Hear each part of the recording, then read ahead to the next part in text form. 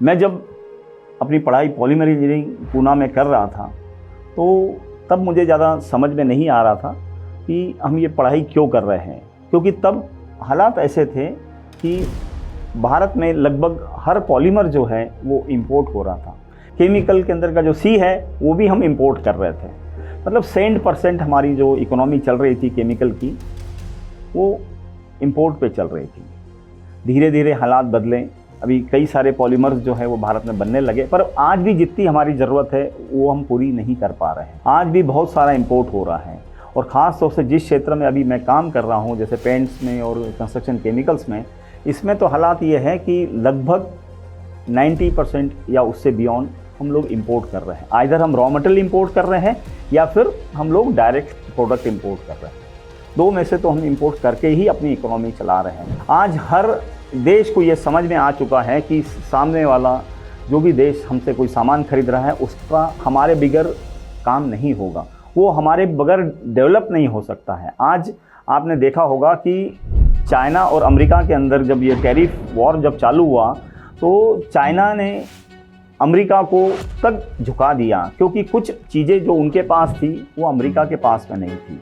हो सकता है कि 10-20 साल के बाद में वो कहीं ना कहीं से जुगाड़ कर ले, पर आज के टाइम पे नहीं है। तो इन सब चीज़ों से बचने के लिए हमें अपने देश को आत्मनिर्भर बनाने की ज़रूरत है। हमें स्वदेशी बनाना पड़ेगा और स्वदेशी ही बेचना पड़ेगा। आज़ादी की लड़ाई में महात्मा गांधी जी ने जो एक नारा दिया था कि स्वदेशी अपनाओ विदेशी भगाओ, क्योंकि तब परिस्थितियाँ ऐसी थी कि हम जो भी सामान इस्तेमाल कर रहे थे वो विदेश से आ रहा था और हमारा सारा की सारा पैसा उन्हीं के जेब में जा रहा था जो भारत से बाहर जा रहा था, और जिससे भारत जो है वो गरीब बन रहा था और हम पे राज करने वाले अमीर होते चले जा रहे थे और उनकी राज करने की क्षमता बढ़ रही थी।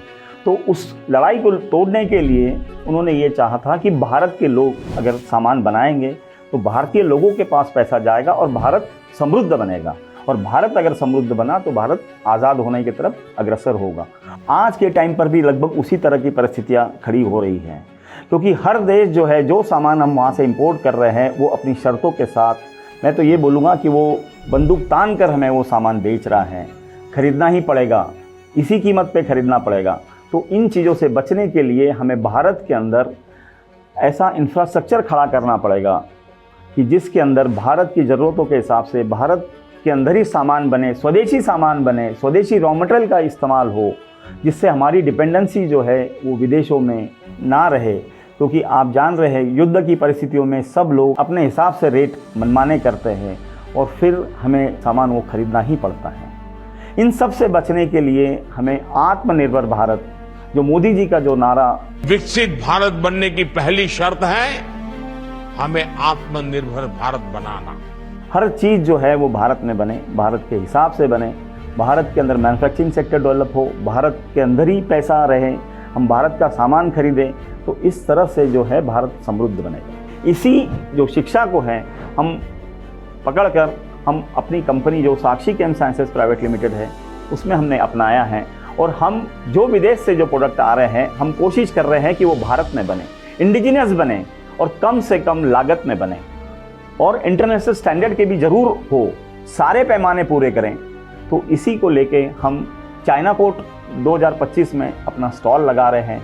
हम वहाँ पर ज़्यादातर जो प्रोडक्ट है वो भारत में इंपोर्ट होते हैं, भारत में हमारे अलावा शायद ही कोई बनाता हो, तो इस तरह के हम प्रोडक्ट बना रहे हैं। और आप आइए हमारे स्टॉल के ऊपर, हमें आप वहाँ पर आके हमें आशीर्वाद दीजिए।